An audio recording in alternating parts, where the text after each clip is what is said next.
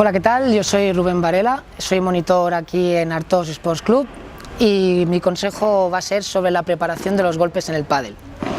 Un fallo muy típico, sobre todo a la gente de iniciación, a la gente que empieza, es ir directamente a por la bola sin preparar y sin ponerse de lado, sin colocarse bien.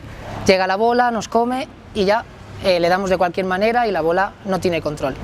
Mi consejo es preparar lo antes posible.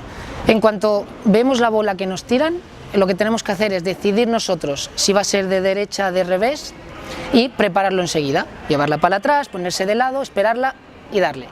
Al igual que si va a pared. Si va a pared, yo la dejo pasar, la sigo con la pala, sale de pared y le doy.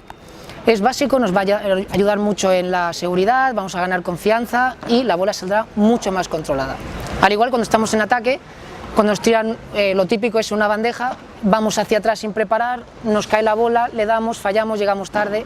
Entonces, mi consejo nuevamente, muy importante, estamos en volea, estamos voleando, nos tiran un globo y enseguida, pala arriba, levanto codo, me pongo de lado y voy hacia atrás. Llego, golpeo y la bola tendrá más facilidad para que entre al otro campo. Ganaréis muchísima confianza y veréis cómo mejora vuestro juego, sea el nivel que sea.